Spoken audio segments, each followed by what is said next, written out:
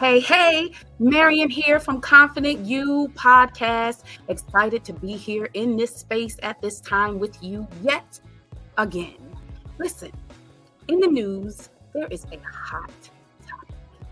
And this topic is around a statement that someone was saying all the time. And then the statement went viral.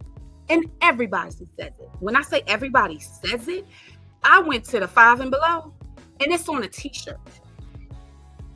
Everybody is engaged with this. Like it's a such thing in a household to say, wait, it's Taco Tuesday. It's a such thing to be at your job and tell your coworkers, hold on, it's Taco Tuesday. We're about to go down the street and hit them up. It's going to be so tasty, so delicious. Listen, LeBron James said, hold on. Taco Bell said, wait a minute. We got a gripe. We got some issues. We got to clear this so that everybody can freely enjoy their Taco Tuesdays without catching a case. I said it. Catching a case. You know that was trademarked by a company before they started. And now it's in the courts to release, to free. We're going to find out the updates. I am so excited. Listen, my next guest is joining us all the way. Listen, I want you to understand what I'm about to say. This is my 17th show. So I'm going to celebrate just a moment. I'm going to have a me moment. If you don't mind, I'm going to have a me moment. My first show, my son joined me from North Carolina. I'm in Maryland. My second show, my girl joined me from Mexico. Are you paying attention? I had someone join me from Puerto Rico. When I tell you this is the furthest that Confident You Podcast has reached in terms of guests, because I'm telling you, it's being watched worldwide. You better get on. Now joining us from the UK, the Trademark Queen herself, El-Elyon. Get that name right, El-Elyon. And the crowd goes wild. She's here. She's here.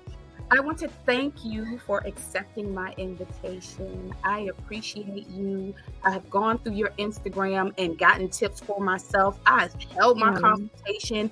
We are about to embark on this journey of trademarking my things. I just want to unpack just a brief understanding of who you are. Then I want to get to that story because LeBron is not playing. Taco Bell, they're not playing. So if you could just tell everyone who this beautiful face is, I'd appreciate it. Thank you, Marion. That was such a good intro. You had me laughing. I was trying to get my words together, but thank you so much for having me.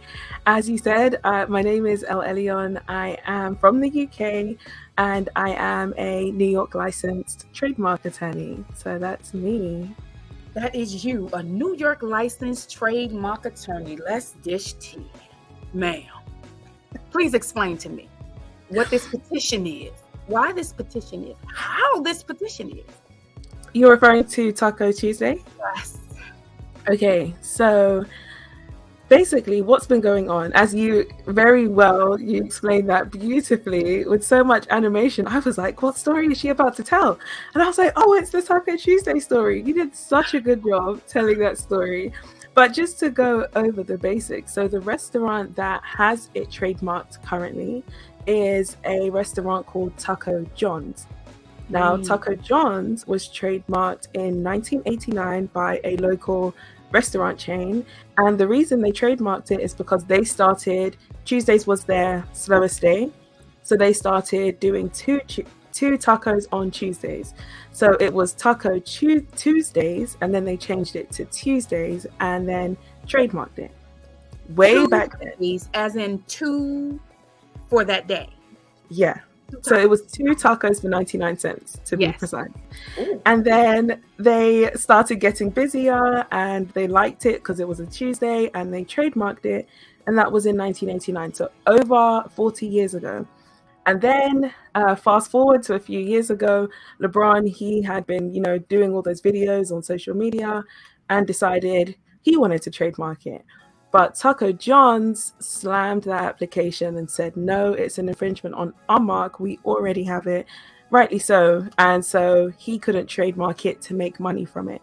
Having a trademark doesn't mean you can't say the word or use the word. They don't own the words Taco Tuesday, but they do within their industry. And that's how they have that protection. So although right now there's a petition going on, and the reason for that petition is something called, and I don't want to go so deep into it, but in just like basic terms, it's called genericide, where a word becomes so well known that they start to say, well, actually, this is an everyday word. This is an everyday phrase. I think this should be for everyone. So things like Xerox is not genericized, but they've been working very hard to make sure that they don't get to that point where people are like, well, you can't get your trademark protection because everybody uses this word. So there's ones like the Band-Aid, Kleenex are going through it, Google are trying to stop it. There's also Hoover, which is more common in the UK. There's a ton of them. Escalator was one, and so was trampoline. They were all once trademarks. But now they are just common words. And that blew me away because I didn't know what to call a trampoline before it was a trampoline. I don't know what else to call it. And that's the whole thing.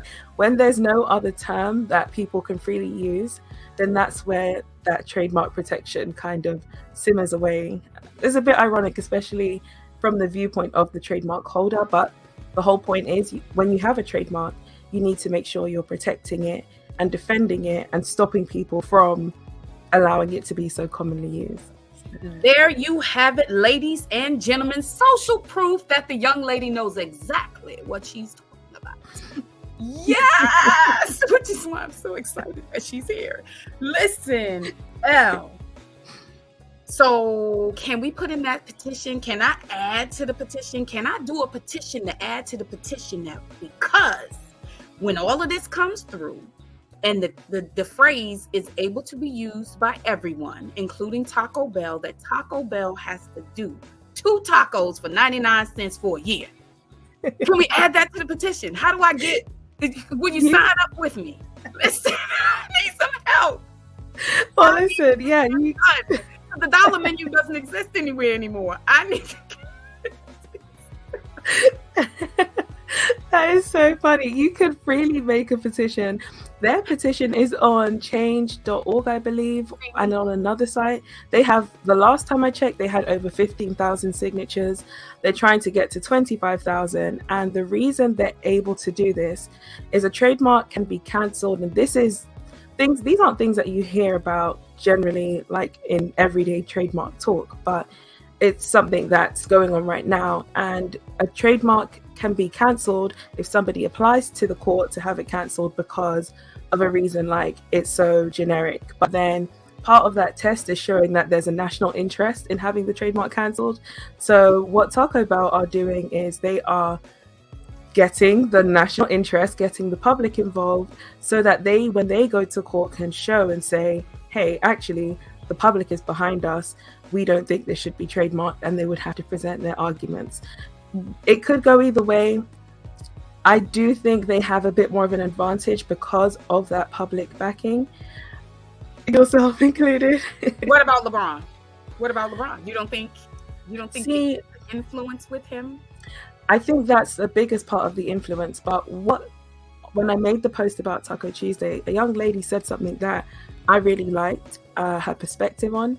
She said the only reason Taco Bell and LeBron are teaming up is because they both want to pull that trademark away from Taco John's. However, if they didn't have that alliance, they probably would have been against each other also. If LeBron did have it trademarked, I don't see Taco Bell necessarily teaming up with them because he would own the trademark, not them, and then they would be competitors again for the same field of Taco Tuesdays. So it's interesting how it's played out. I think 2 big giants have teamed up. I do personally feel a bit sorry for Taco John's, only because they had their trademark years and years ago. The owner has made a comment saying this was his family legacy. His dad had it from years ago, and they feel like Taco Bell are like big bullies in the playground trying to take that away from them. The test that the court is going to really look at is, have Taco John's actually proactively been defending their trademark? So did they send a cease and desist letter every time they saw someone wrongfully using it? Were they taking court action? Were they actually caring enough about the trademark to do those things? And if they were, then great. And they have been sending out a lot of letters. Whether it's enough in the grand scheme of things to actually allow them to keep their trademark, I don't know, especially because of the public backing and so many things going on. So it's definitely interesting, and I'm keeping a close eye on it. I can't predict what will happen, but I do think Taco Bell, with the help of LeBron and the public, may be able to get that trademark cancelled. But they then wouldn't be able to register it themselves. It would just be cancelled. So yeah, they could use it to promote their business as well. So right. Okay. All right. Yes. Thank you for that educational moment, ma'am. Thank you. Welcome. Now I have a understanding of what's going on and everything. You said something, but I first want to get to who you are. You are an attorney. Yeah. How did so you always wanted to be an attorney as a child? Not quite. I actually, and I still have a part of me that kind of wanted to do it, but I wanted to go into like engineering. I like technical things. As a kid, I was always playing with like trying to fix things, put things together. I'm not sure what type of engineering or even just cyber work. I had always had an interest in that. But as I grew, so my story is quite interesting because I was termed dyslexic in school, so I was in special ed classes, and then I went to a school where I could work at my own pace, and the competitive drive in me pulled me to want to keep going. So I ended up finishing my grade much earlier, so I was ready for university at the age of 16, but at the time nobody would accept me because I was so young. So I waited. Just before I turned 17, I got accepted into uni, but then I wasn't really sure what I wanted to do, but my mum's a lawyer, and they were like, you are such a little chatterbox, and I think they were like, just do law. And I was like, okay. So I ended up doing it, went through it. I did intellectual property when I was at university. I used to hide my age from people because I just didn't want people to know I was like younger than I was supposed to be. A child prodigy? I'm sorry, I said it wrong. I apologize. Go ahead. I interrupted. So I went through everything, and I started off in family law in the UK, which is what I was practicing, which was great. I really enjoyed making connections with families, but it was also quite demanding mentally, emotionally, a bit draining, and doing that for the better part of 10 years. After a while, so a few years back, I decided, okay, it's time to move into another area. And when I did intellectual property at university all those years ago, that was one of my highest scoring marks. So I was like, let's get back into this. And so here I am today. I did the New York bar, and now I'm a trademark attorney. So trademark attorney, how do you like it? Is it something, so you tried something else and now you're here. Yeah. How does that feel? It feels comfortable in a good way. It feels like I am where I'm supposed to be. I realized with family law, and these are things that I've been learning about myself through the help of others, mentors, those around me. Although I liked family law and I liked helping people, I'm not a confrontational person. I don't like confrontation. I don't like when there's discord. I always want to keep the peace. I don't like that. So me being in that environment, even though I was doing such a good job at it and I was promoted very quickly over and over again, I realized the higher up I was going, the more uncomfortable I was, and I didn't feel like that's where I meant to be. When it got to the point where I started to hope a case would be dealt with on the papers, or we wouldn't have to go into court, or we'd come to some kind of mediation or agreement, at that point I realized, okay, me dreading this every day is not okay. I need to be doing something that sits well with me. And me now doing trademark law, I'm still helping people, but this is much less confrontational. I'm helping people on a one-to-one basis. I'm not going to argue someone's life story in front of a judge. I'm helping businesses protect their brands. So I'm still fulfilling that part of me that wants to help people, but in a way that it's not making me uncomfortable or draining me mentally, emotionally, and so on. So it's a good feeling. It took a while to get here, but it's definitely a good feeling. That's an absolutely beautiful, confident journey. A journey to, I'm going to try it. Nah, that's not it. I'm going to go over here. Now, I will say, because I heard that even though you don't like to argue, you're not one to stand against and argue in court. That you're very, very, because you're so knowledgeable and you're very prepared, you're extremely effective if you have to stand and say anything. And I just don't want the people to get it wrong. Yes. Okay. I appreciate that. And I did just like slide over it. So my track record in court, so I did, regardless of how I felt, I was in court all the time dealing with cases. And the track record I had was, it's not really win-lose in family law. I don't see it that way. But pretty much every case that I dealt with over that 10-year time frame was dealt with. The outcome was favorable to my client. And I believe, looking back at it, it was my one ability. I do have, I would say, good advocacy skills. I know how to talk to the judge. I learned that you have to know the judge as well as knowing the law and knowing the client and knowing the details of the case. But one of the main things that I became, I would say, known for, or it's something that I enjoyed doing, was getting the parties to talk it out. Sometimes it could be such a minor detail. It could be something that if we carry on through these court hearings, we'll be here for another year or two. But if we just hash it out, let's look, this is what you want, this is what they want, what's in the middle, and just being able to speak to the opposing counsel or the other side in a way, again, not confrontational, just human to human. Let's think about the children here. I was able to impact people in a way where they realize, okay, we can drag this out for years, or we can agree now and come to something that works for everyone, especially the child. So that's why I was doing so well and was consistently being promoted and was made to train others also. But even still, I didn't want to be in that environment going on. Just because I was good at it doesn't mean it was where I was meant to be. I think I had my season there. I think I had my time there. And I served it as best as I could. So. My goodness. Okay.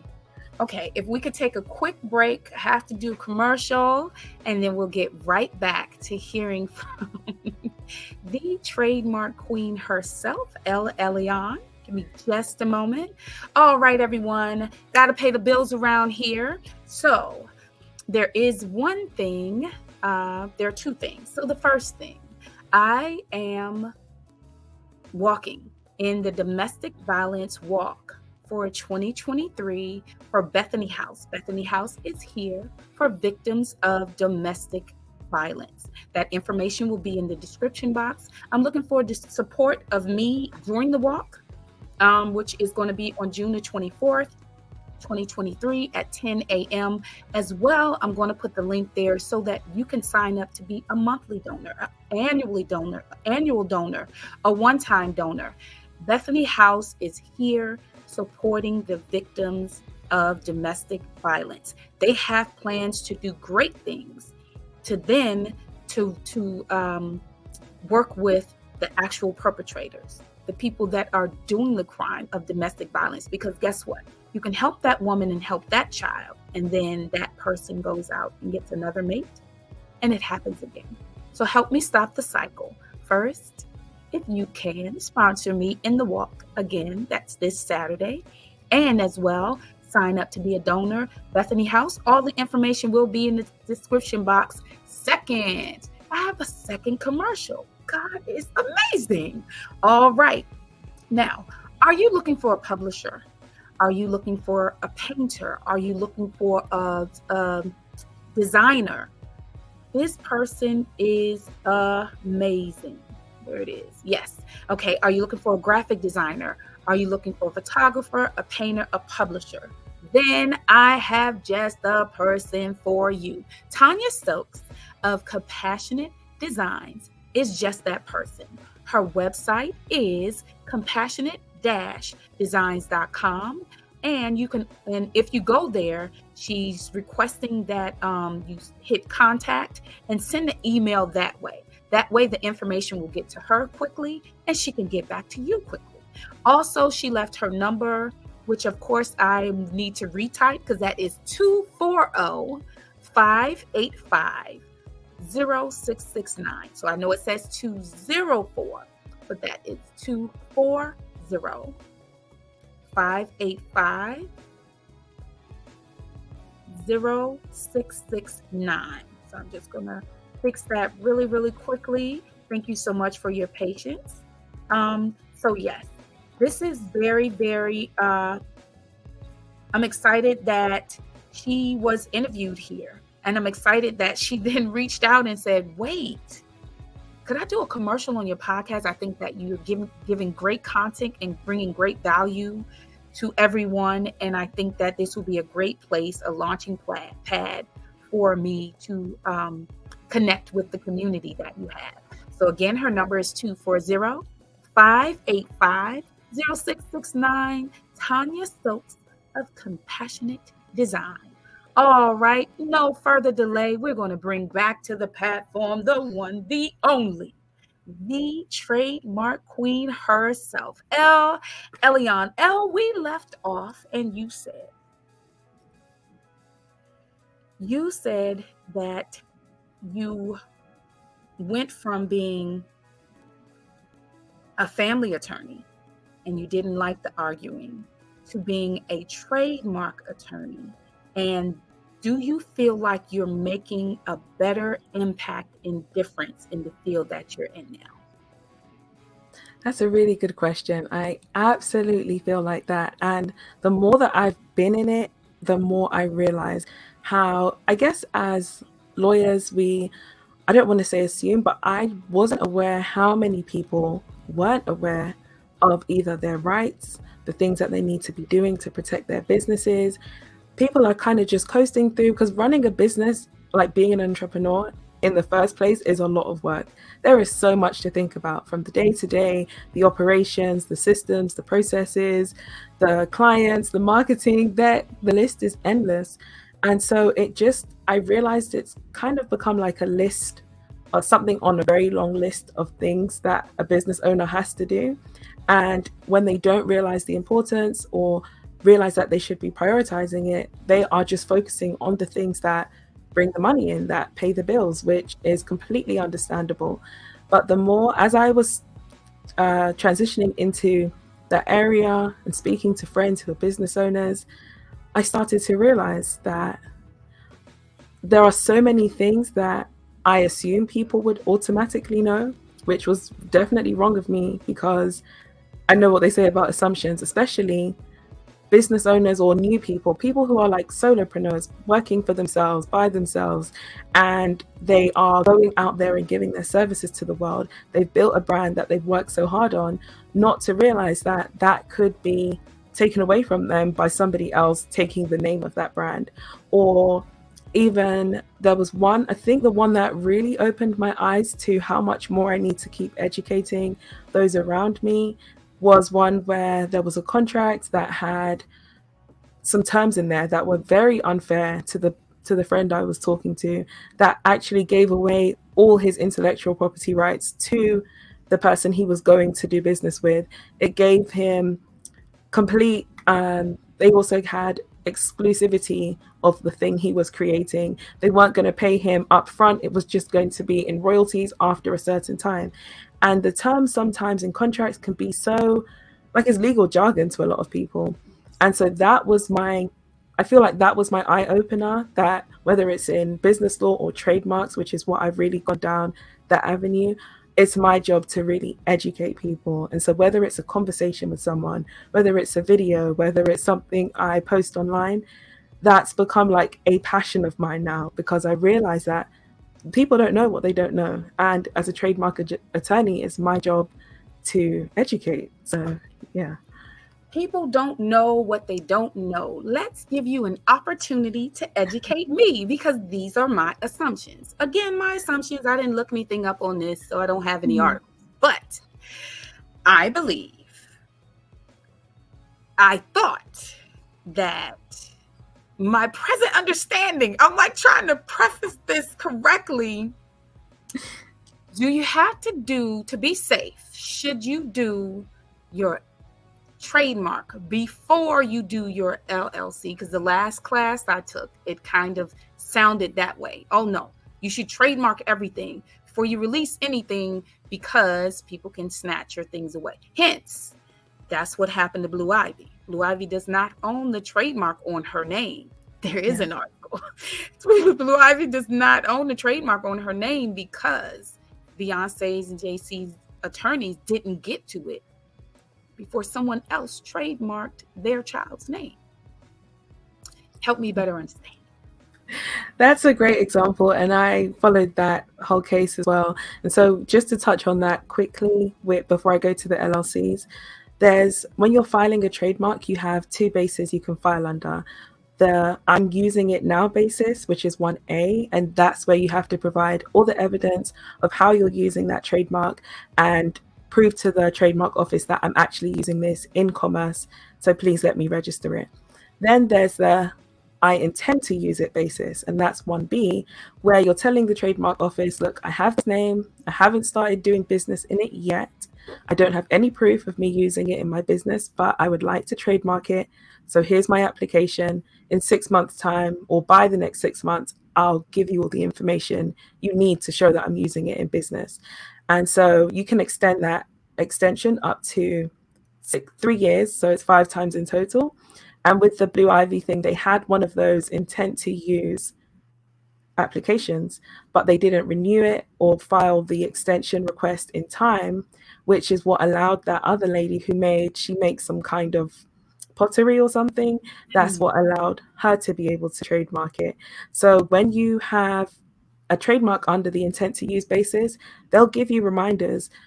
If you need an extension, you have 4 more times to ask for an extension. They'll give you up to 3 years. Just show us that you're using it and we'll trademark it for you as long as it's eligible. So that's one thing to note to avoid you finding yourself in that situation for anyone listening.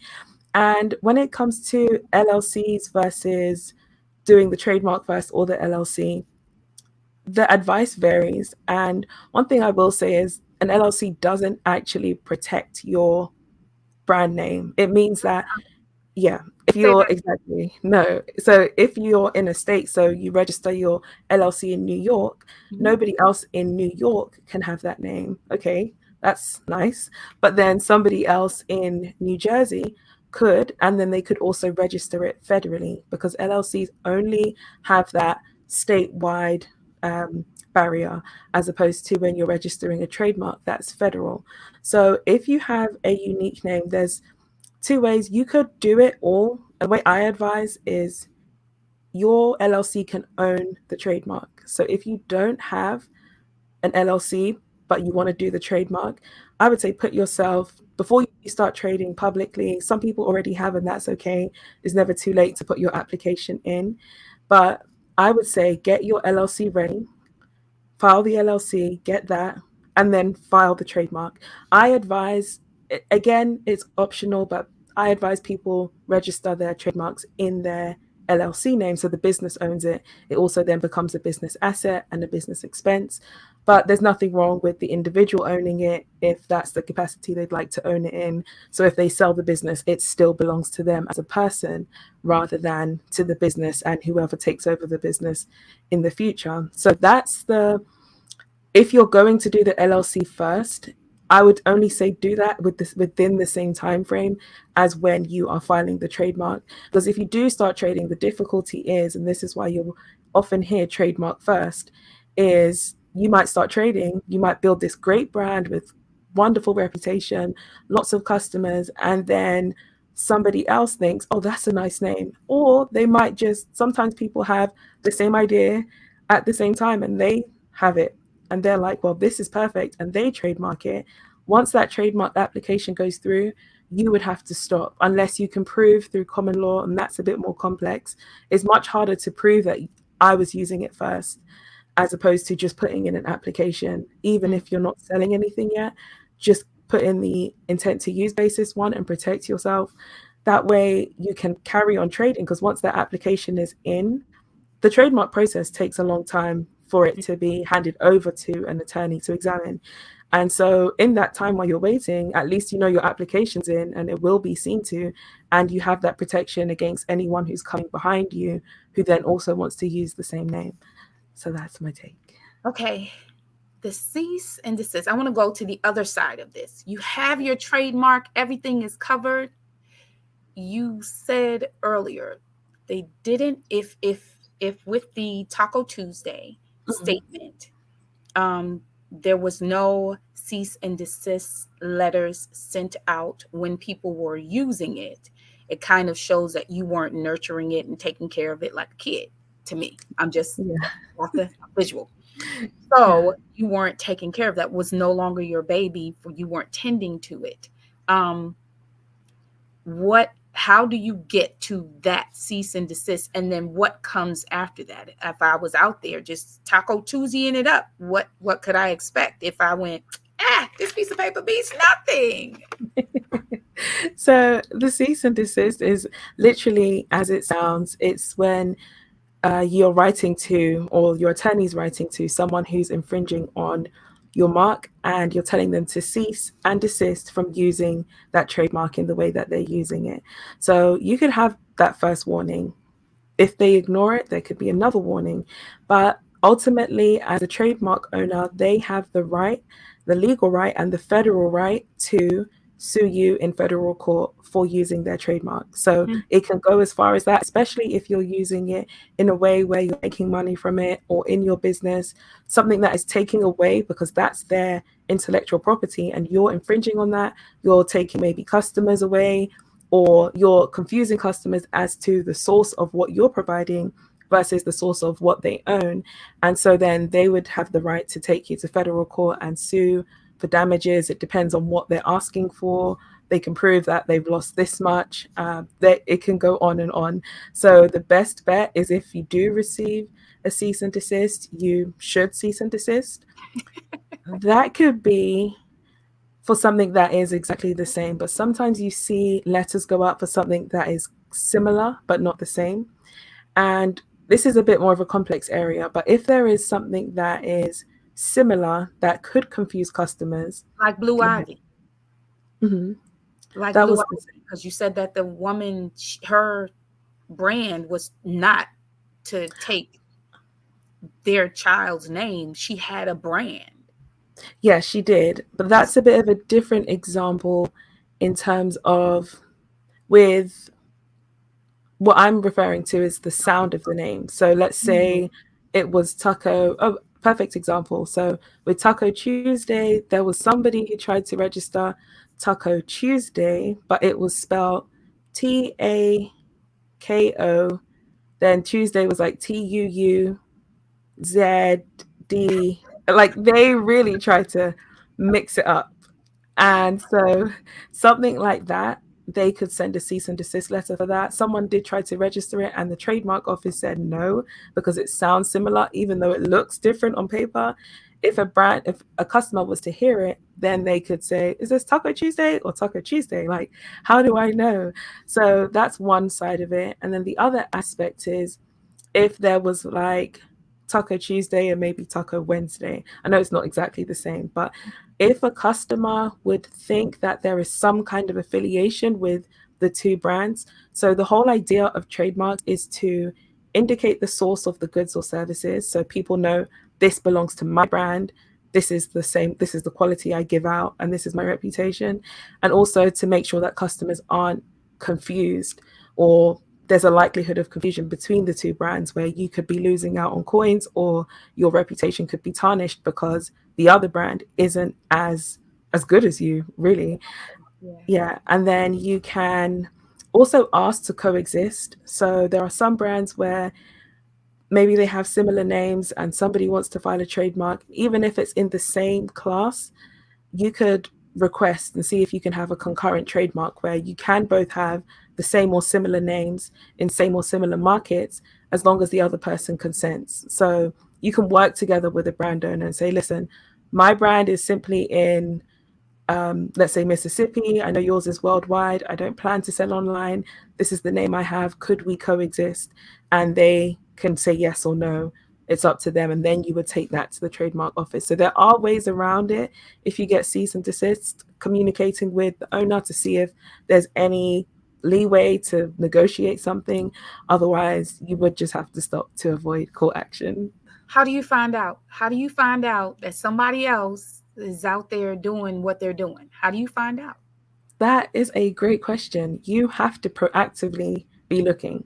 So, the US Trademark Office, although you register with them, although your trademark is in their database, it's federally protected, they're not an enforcement agency. So, that's the whole idea of you need to actively protect and defend your trademark because they're not going to do it for you. And unless you're looking to see. So, that's why you see services where people can do so it's like called trademark. I call it a trademark watch, so conflict watch, where every month we'll go through the internet, go through social media, business directories, other databases to see and make sure there's nobody infringing on the mark. So you have to be very proactive. And another great protection that you could do to help, if you sell goods, one thing, a lot of people don't know this, but you can register your trademark with the US border and customs, what do you guys call it? Border, we call it something else, the customs and border protection. You can register your mark with them. So if somebody's trying to import counterfeit goods, any sort of goods Mm, that look like yours or they're counterfeit, they can actually stop that at the border because you have a registered trademark, and then you've given it to them so they can also be on the lookout for you. So that's one way that mainly relates to the goods. But other than that, you would have to be actively checking. And when you find out, the best practice is to send out that cease and desist letter. So if it ever came to a case like Taco Tuesday, you would be able to present in court like every single time somebody was using it, I tried to stop them. Did they listen? Maybe yes, maybe no, but we did our best to protect it. And Google have been doing that. They've been asking people to stop using the term Google it unless they are actually Googling it, because they don't want that to happen to them where Google just becomes a generic term. Same right. thing with Xerox. They had an ad out because people just were referring to photocopy machines as the Xerox, or I'm going to Xerox it. So Yes. they put out an advert that said, you can't Xerox a paper with our machines, but you can photocopy a document with our brand new Xerox X200 or something. So they're Mm, trying to make sure customers know it's not a Xerox it kind of thing. It's a photocopy with a Xerox to protect that brand. So you do have to be very proactive about it. my goodness. Okay, so what is the most interesting thing that you have trademarked? Because I just want to know. Most interesting, I would say, because I've been working with a lot of entrepreneurs, solopreneurs, people who are starting their businesses. Every every client I've had has been interesting to me. So I think I've done things with trucking, bakery, greens, clothing. And so everyone's story is different. And I like to try and get my clients together. I'm trying to build out like a portfolio. So if I know one client that does this, oh, this one does social media, or let me put you together. So I'm kind of making like a client Rolodex to promote my client services to others as well, because everyone has a story, everyone. And that's what I really like when someone comes to me about the trademark. It's not so much, oh, it's something that I've heard I should do.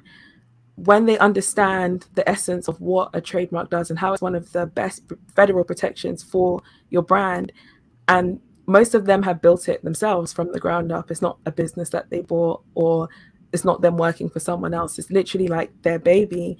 And so it just makes me happy to see when these people come in. But I think everyone has interesting stories. I don't know if I can say one is more interesting than the other. All of it excites me, honestly. Okay, you got me with greens. Please. Okay, so I know I'm thinking collard. I'm thinking Mhm. kale. You said greens. What?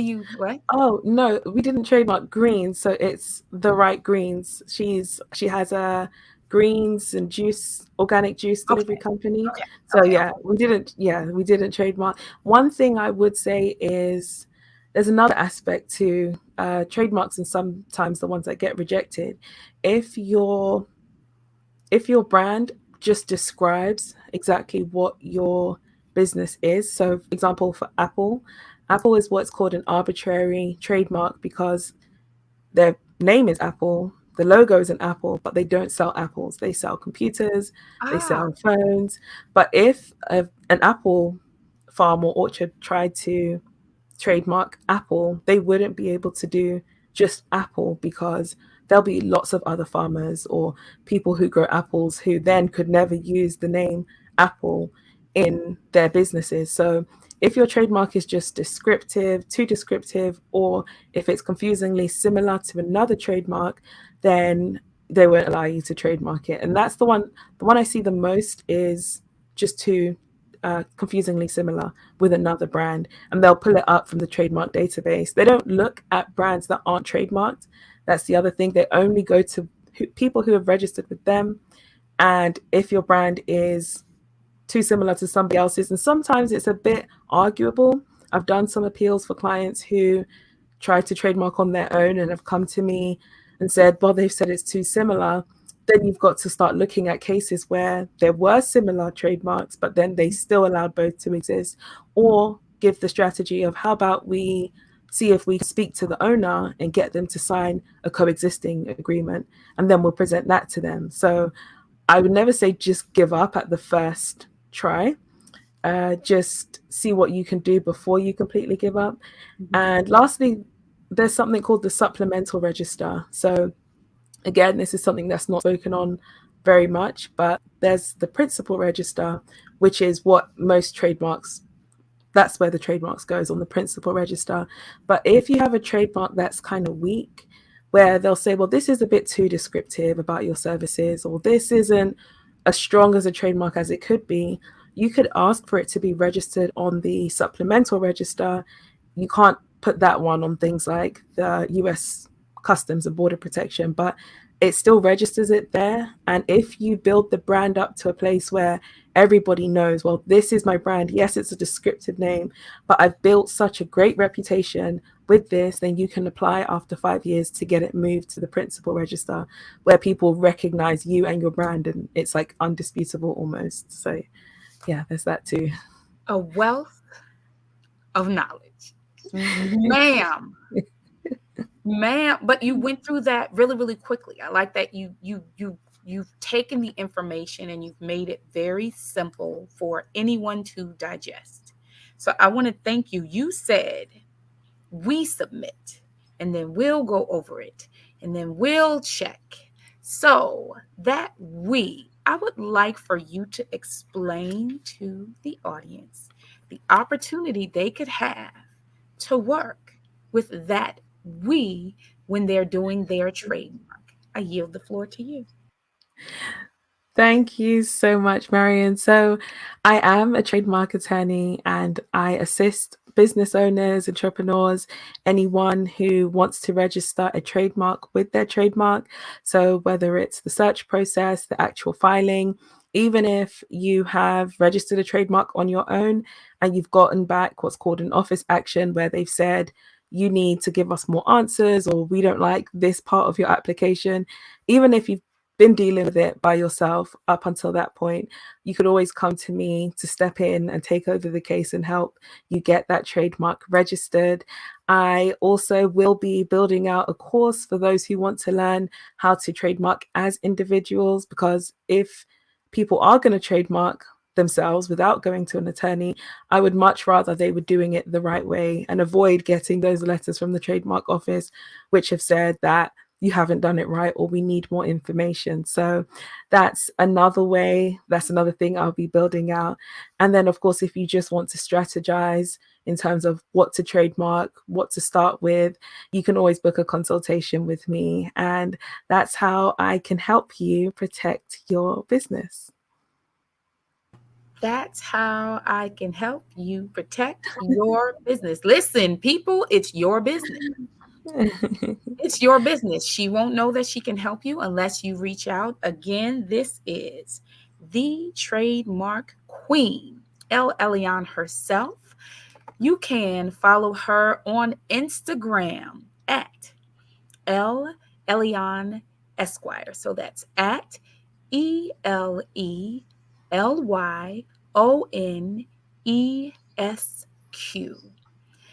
I'd say you definitely want to go there. It's a wealth of information. She gets straight to it and tells you exactly what you need, don't need, what you should be looking for, and if you're looking at it, what you should not be seeing.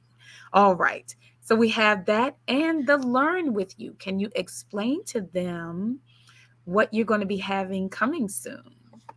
Yes, I will soon be having a YouTube channel, just going over the basics. Sometimes, and I've learned as I was explaining that there are things that people just don't know. You don't know what you don't know. So I've taken it upon myself.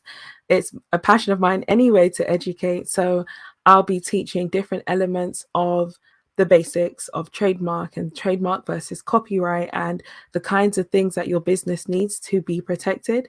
And that will be available on YouTube. So my YouTube channel is El-Elyon-esque so Esquire, but it's at El-Elyon-esque, and you can join me there where I'll be sharing tips. I also will be sharing all of these interesting trademark stories. We only touched on a few, but I spend so much time researching these cases, and there are so many interesting trademark cases that I've been through that I'm going to be sharing just to help build awareness. I feel like there are lessons in all of them to make you more aware of ways you can and should be protecting your business. So I'd love for you to join me on YouTube, and that's where you'll also find out about when the course is out to learn how to properly file your own trademark. So yes, thank you. Yes, and thank you. All right, so there is something else that I would just like you to touch on for those people who are into the, did you say SQ? Is that ESQ. ESQ? The Yeah. ESQ, the Esquire, the laws of things, those studying law attorneys. How is it that you help them? Thanks, Maria. Great question. So, I am also a bar exam coach.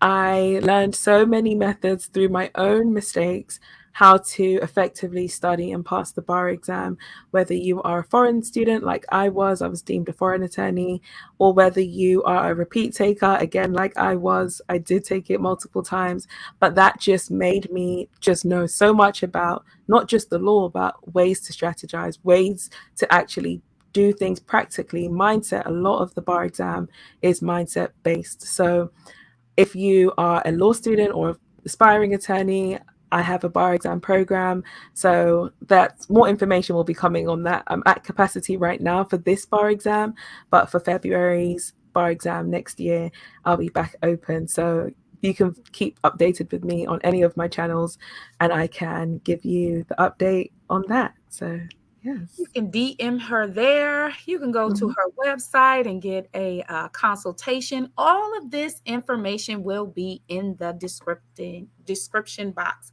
for this episode. Elle, before you leave,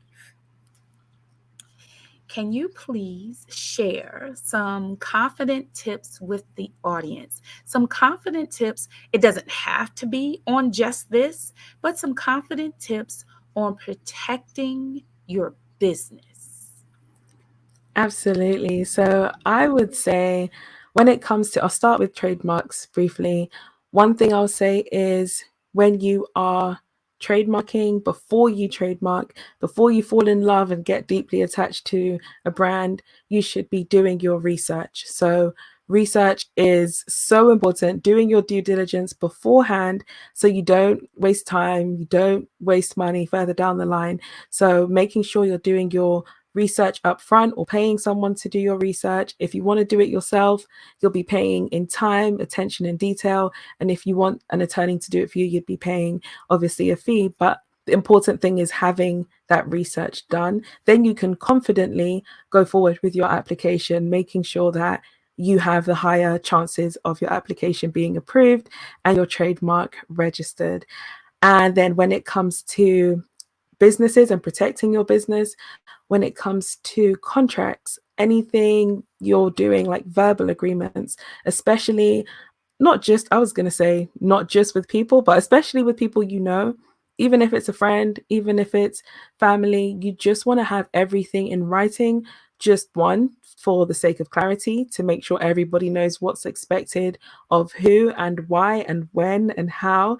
And then also just to just mitigate things in the future if there are any misunderstandings. It just makes it so much easier, and it just helps your business run more efficiently. And then you again can feel more confident about the decisions you're making and the things that your business is doing, knowing that you've secured what's supposed to be done in writing. So, and it just protects you as a business as well. So that's another confident tip to help you protect your business. Yes, to help you protect your business. Elle, you brought the fire, you brought the heat. Yes, ma'am. I knew it. I knew it. I knew it. I was excited for it. Um, you are a wealth of knowledge. You are prepared to help businesses to be viable businesses. I do feel as though the pandemic has unleashed a lot of people into the world to have an LLC and other types of business, S Corp, and things of that nature. I will say that trademark is something that I feel I took a lot of classes, still take classes and things. And trademark is not really discussed to the point of understanding. I think it's kind of brushed over and mentioned at times, and then most times left out altogether. So I'm grateful to have you here. I'm grateful that this information is now getting out. If you are not following her, you definitely want to do that, because either you have a business, you know someone who has a business, or you have a kid and you're going to be like, hey, why don't you start a business? Because nobody is really throwing papers on the front porch anymore. So that's an idea for you. All right. Elle, I want to thank you for taking the time for being with us in this episode, protecting your business. I appreciate you, the Trademark Queen. Thank you. Thank you so much for having me. This was really fun, and I'm really glad I could just share what I have. So thank you, and thank you for being such a great host. Your energy just infectious. I've been smiling the whole episode, not just because I love talking about trademarks, but your energy as well. So just keep doing what you're doing. Congratulations on episode 17. That's amazing. Thank And you. thank you for having me. Yes. Thank you. Thank you. Thank you. All right, everybody. So, for all those dads that I didn't get to say Happy Father's Day, Happy Father's Day. Thank you. Thank you. Thank you for showing up. Thank you for being there to put out fires. Thank you for just being there for conversations. I know that my dad, I could just call him and have a conversation. So I thank you for that.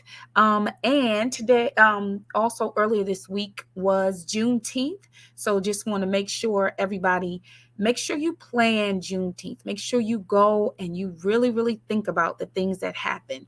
This was an amazing time to get on the books.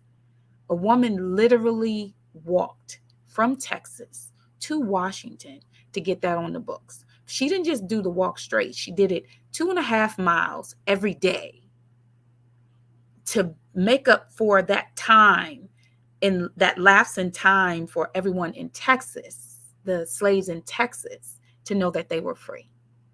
I believe her name was Opal Lee. Opal? Yes, Opal Lee.